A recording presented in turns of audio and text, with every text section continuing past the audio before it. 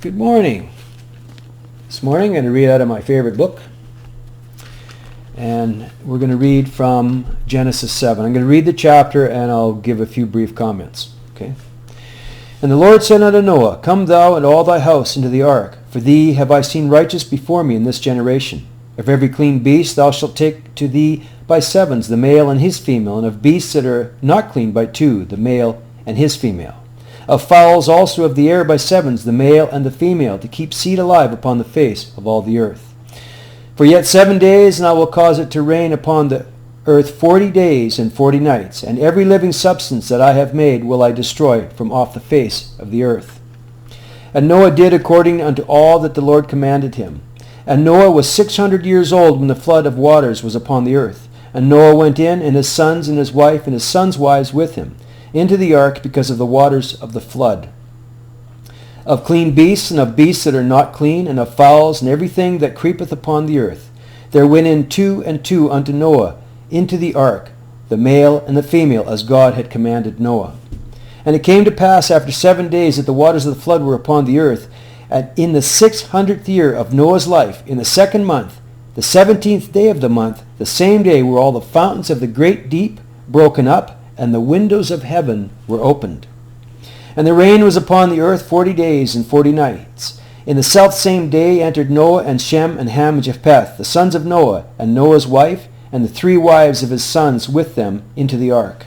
They and every beast after his kind, and all the cattle after their kind, and every creeping thing that creepeth upon the earth after his kind, and every fowl after his kind, and every bird of every sort. And they went in unto Noah into the ark, 2 and 2 of all flesh, wherein is the breath of life.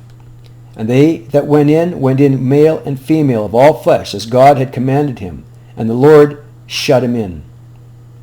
And the flood was 40 days upon the earth, and the waters increased, and bare up the ark, and it was lifted up upon the earth.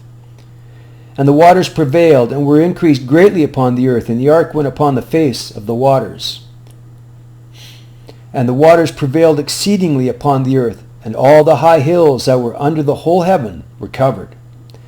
15 cubits upward did the waters prevail, and the mountains were covered. And all flesh died that moved upon the earth, both of fowl and of cattle and of beast, and every creeping thing that creepeth upon the earth, and every man.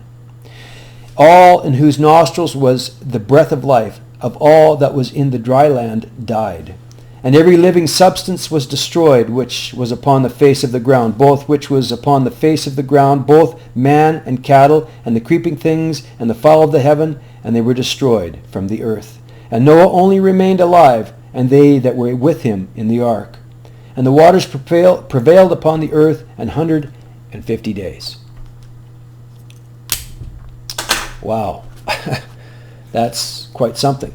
Now people will argue, how could he have had room in the ark for all the animals? Well, in the time of Noah, the earth wasn't that old, and I think that probably there wasn't as many animals on the earth as there is now. That's just my thoughts, because that makes a lot of sense. Because think about it, dogs, wolves, coyotes, hyenas, they're all part of that family. Horses, ponies, mules. Mules come from breeding horses with donkeys, right? And donkeys, of course. So all these, it seems to me that there's the diversity of life comes from families, right? All horses are, and all those animals that are like that are families. Also, another thing it says, very interesting, it says the fountains of the deep were broken up and the windows of heaven were opened. So that kind of opens up a lot of interesting ideas.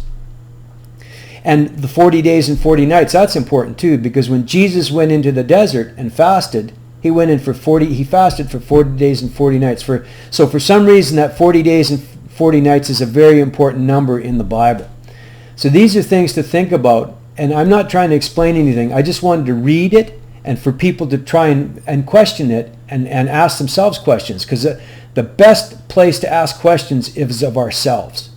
Because when we ask ourselves questions, it makes us open up our minds and start to find answers, right?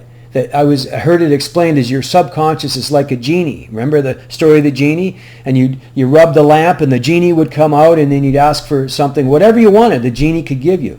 Well, that's what our mind is. That's what our subconscious mind is. And so we get these ideas from here. And those are great questions to ask ourselves. So, read the Bible. And